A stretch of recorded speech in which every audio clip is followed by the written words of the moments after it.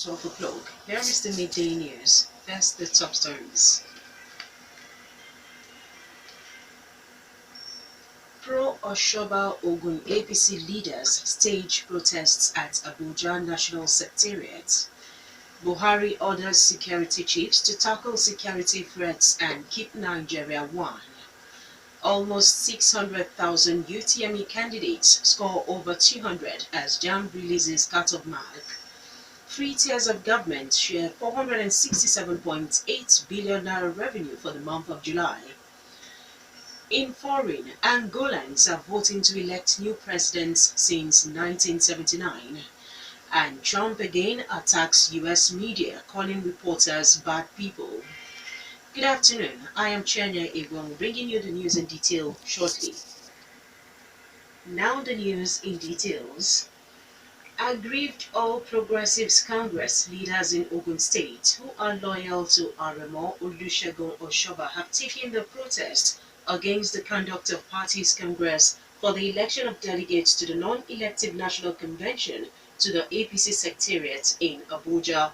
The aggrieved leaders of the Ogun Central Senatorial District of APC accused Governor Ibikunle Amoso of imposition and impunity, as well as shutting them out from effectively participating in the Congress.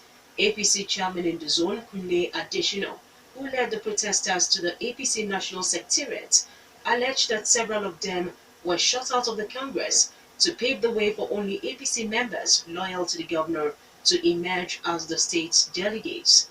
Additional says they met the APC National Chairman, Chief John Odige Odiegun, and his deputy, Chief Segun Oni, at the National Secretariat and asked them to investigate their allegations.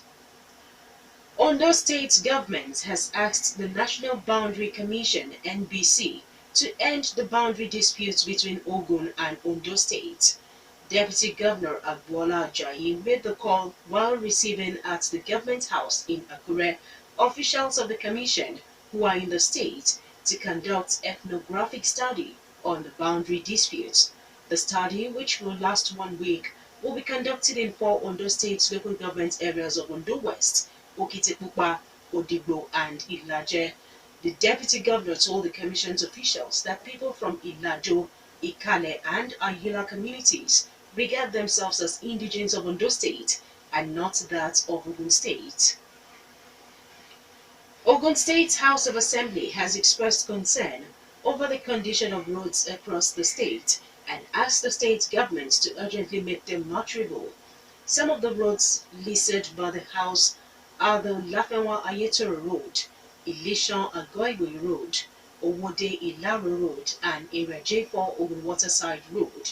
The House Works and Infrastructure Committee Chairman Olayiwola Ojudu also says he is worried over the collapsed bridge at the Olomore in Abeokuta and blocked drainage channels within the area. The Speaker, Suraj Adekunle, asked the House Committees on Works and Infrastructure and the Environment Committee to work closely with the State Works and Infrastructure Ministry and Environment Ministry, as well as the Federal Roads Maintenance Agency, to address the issue. Does the state pass through the first reading?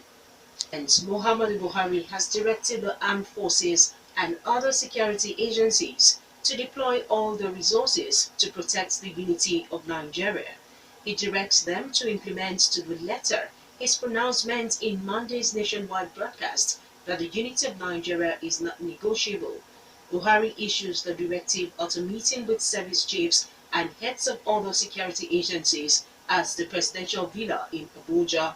The meeting was attended by the Defense Minister, the Chief of Defense Staff, the Army Chief of Staff, Chiefs of Air Staff, representative of Chief of Naval Staff, as well as the Inspector General of Police, the Director General of Department of State Security Service, and the Acting Director General of National Intelligence Agency. Chief of Defense Staff, General Abayomi Olonishaki, briefs the State House correspondents after the 3-hour meeting.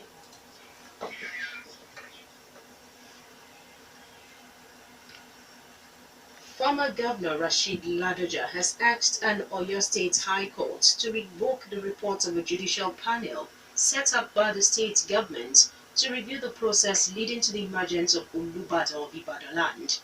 Ladoja, who is the OC of Olubadan, in a motion filed at the court, also wants members of the judicial panel to appear before the court to explain why they will not be tried for contempt of court. The former governor had earlier approached the court to stop the judicial panel not to review the Olubadan process. Justice Sule adjourned hearing of the motion till September 5 to enable all parties to the case be properly served. The judicial panel, in reviewing the process leading to the emergence of Olubadan, recommends the creation of 32 new crown monarchs in Ibadan land, with the Olubadan as the paramount ruler.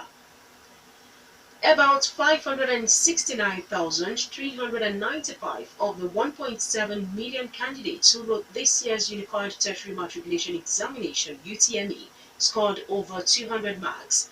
The minimum cut-off marks for admission into universities for the 2017-2018 academic session is to stand at 120. The cut-off marks for Polytechnic is to be 100, College of Education 100, while the National Innovative Enterprise Institution remained at 110 marks. Registrar of the Joint Admission and Matriculation Board (JAMB), Professor Ishak Oloyede, announces this at the policy meeting of the stakeholders of tertiary institutions in Abuja. He says that 23.8% of the total number of candidates scored below 160 marks. The registrar said the timelines for admission of first choice was October 15, while that of second choice would be December 15. He said that no candidate without O-level prerequisite would be offered admission. In his remark, the Minister of Education, Malam Adamu, advised heads of institutions to accommodate qualified candidates in the most transparent and flexible manner. A man has been electrocuted in Lagos metropolis while attempting to steal an electricity transformer. The tragic incident occurred at 2 a.m. on Monday at Balogo Street on Lagos Island while the man was busy cutting the transformer cable. General Manager in charge of communication of Eco Electricity Distribution Company, Godwin Idemudia, who made this known at a news conference in Lagos, says the man was electrocuted as electricity was restored to the transformer. The body of the electrocuted man, according to him, had been removed from the electricity substation in the area. A tipper has crushed 9 persons to death in Benin City, the capital of Edo State. The accident occurred along Upper Shopongba Road near Oka Market in the city. The tipper crashed into a passenger bus marked BEN 435XN, killing 6 of the passengers in the bus, including a pregnant woman. The driver of the tipper escaped from the scene immediately after the fatal accident as angry youths set the truck ablaze. The bodies of the dead passengers were deposited at the Central Hospital in the city. You're still listening to the Midday News on Rock City 101.9 FM. Up next, we bring you foreign, business and sports news. Please do stay with us. Now in foreign, Angolans are heading to the polls to vote for a replacement for the veteran leader. President José Eduardo dos Santos has been in power in the oil-rich country since 1979, making him the world's second longest-serving president. He is not standing in this election. Defense Minister João Lourenço is standing for the governing MPLA party. His main challenger is expected to be Isias Samakuva from the MPLA civil war rival UNITA. Under Angola's voting system, people are choosing both the candidate and party in one vote. An analyst says the MPLA, which has been in power since independence in 1975, is likely to win. President Donald Trump has again launched a tirade against the media, equating reporters with traitors. He called them bad people who hate the U.S. Trump, addressing a political rally in the Phoenix Convention Center, recited previous statements he made criticizing neo-Nazis and Ku Klux Klan following the fatal August 12 clash in Charlottesville, in Virginia. Arizona's two Republican U.S. senators who have both clashed with the president skipped the event, while Trump criticized both John McCain and Jeff Flake without mentioning their names. Now in business, federal, 36 states and 774 local governments have shared revenue totaling 467.85 billion naira as their allocation from the Federation account for the month of July. The revenue is far below 652.2 billion naira, which was shared by the three tiers of government last June. Finance Ministry's Permanent Secretary, Dr. Mahmoud Dutse, who addresses newsmen after the monthly meeting of the Federation Accounts Allocation Committee in Abuja, blames the low revenue on the sharp drop in revenue from the company income tax. According to the breakdown of the shared revenue, federal government got 193.4 billion naira, state governments 130.6 billion naira, local governments 98.01 billion naira, while 31.59 billion naira is given as 13% derivation to the oil-producing states. The excess crude account still stands at 42.3 billion naira. Finally, sports news.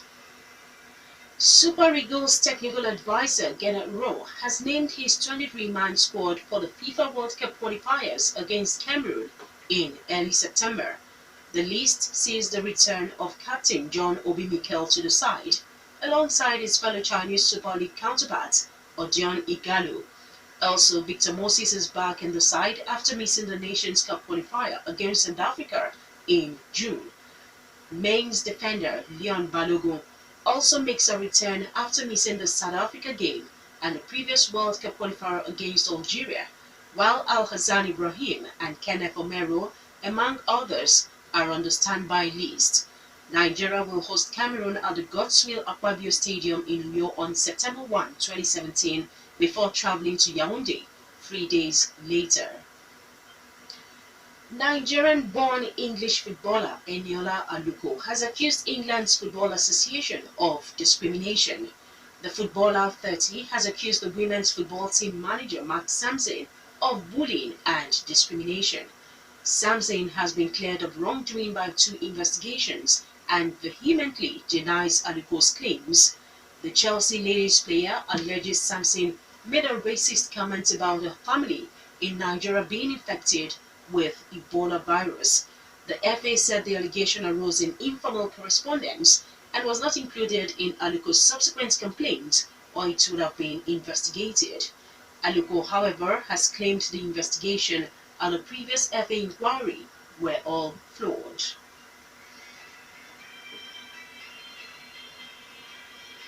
That was the midday news, and just before we go, the major stories once again. Pro-Oshoba Ogun APC leaders staged protests at Abuja National Secretariat. Buhari ordered security chiefs to tackle security threats and keep Nigeria as one. Almost 600,000 UTME candidates scored over 200 as JAMB releases cut-off mark. And 3 tiers of government shared 467.8 billion revenue for the month of July. While in foreign, we also told you that Angolans were voting to elect their new president since 1979. And Trump again has attacked US media, calling reporters at www.rockcityfmradio.com/live. Thank you very much for listening. I am Chienye. Good afternoon, and do have a lovely day ahead.